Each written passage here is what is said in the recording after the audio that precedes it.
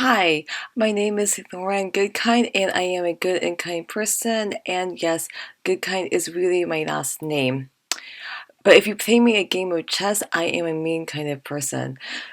A couple of days ago, I played in the Mechanics Tuesday night online tournament. It was a 5 round tournament, and it wasn't my best tournament, so I got 2 wins, 1 draw, and I had two losers. So not the best, but it was at least it was 50-50. I would like to share my first round win with you. And I was playing against Chess Appeals. I don't know who he is in person. It might be a kid or adult, I don't know. So I started out with um, e4. Again, that's really important. So you get a pawn in the center, and it also opens up lines for the queen and the bishop. My opponent went e5, knight to f3, and then d6. I think he moved d6, so this pawn can protect this pawn on e5. I go c3, and then the idea is I want to control the center. So the idea is that I want to move my pawn to d4. Knight goes to f6, and then I go bishop to e2. And then you might be asking, well, can't this knight take the pawn? And the answer is no, because if the knight does take the pawn on e4, then I've got queen a4, and it's checking the king and attacking the knight at the same time. So knight taking pawn, that would be a big mistake.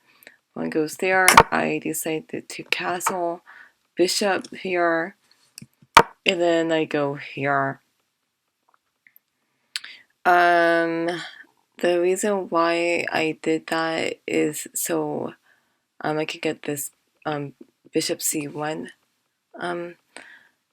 get the bishop out, castle, and then I go here.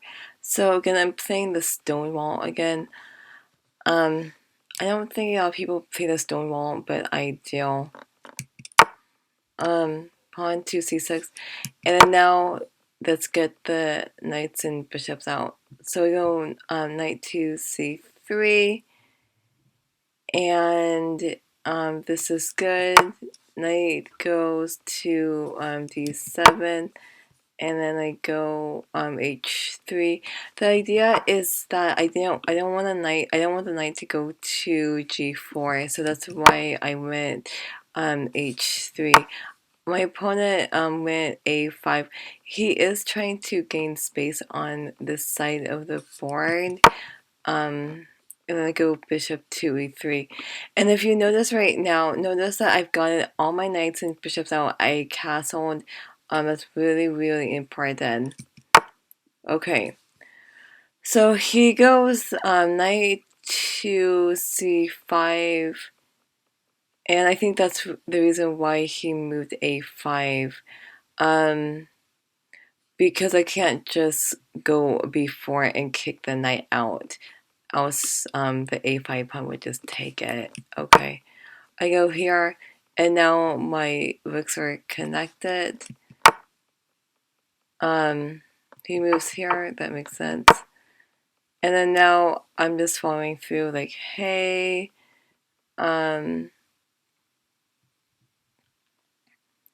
let's trade bishops. It was good for him to not trade, and then he goes there, and it seems like he wants to push this pawn up. I decided to take it. He takes it back with the king, and then I strike back in the center. My pawn is attacking the knight and the pawn. The knight and the pawn. I like this move.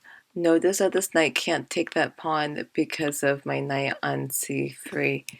So he decides to take it, and then I decided to check him, and then he goes there.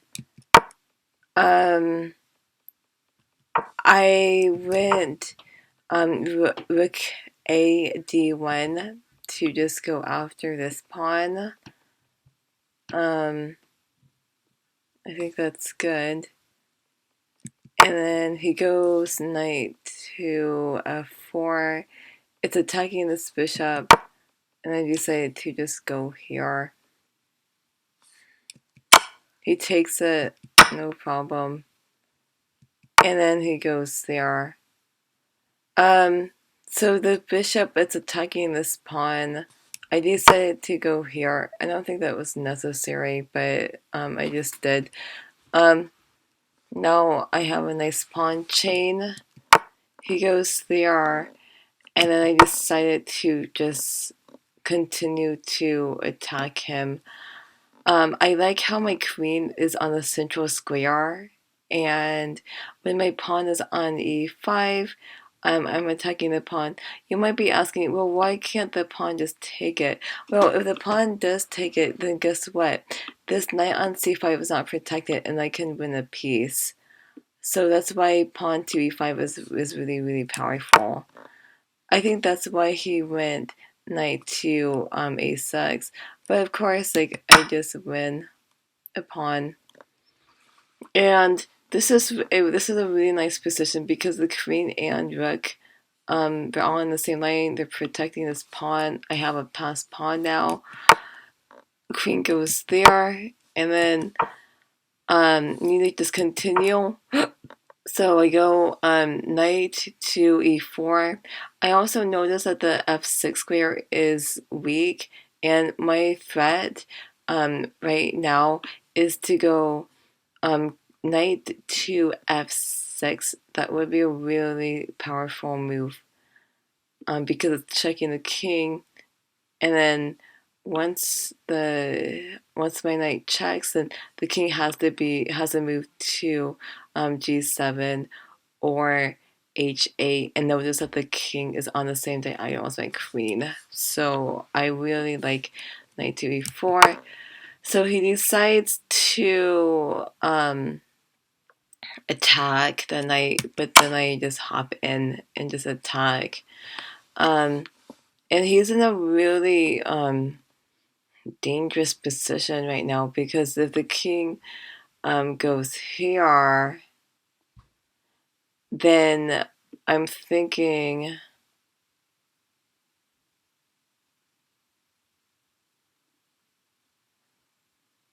that I could just hop my other knight in, and he's not gonna be in a good position.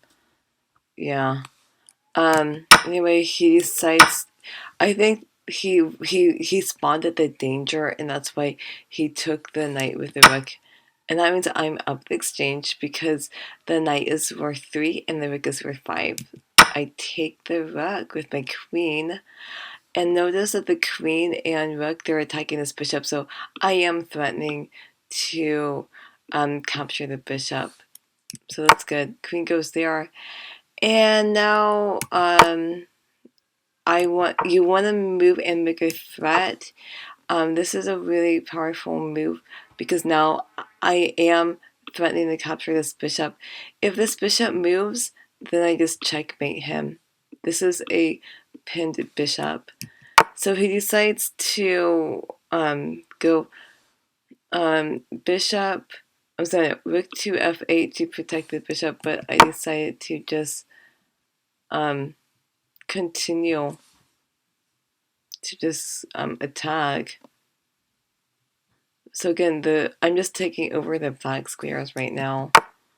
Queen goes here, but notice that I have 3 attackers attacking this bishop: the knight, the rook, and the queen.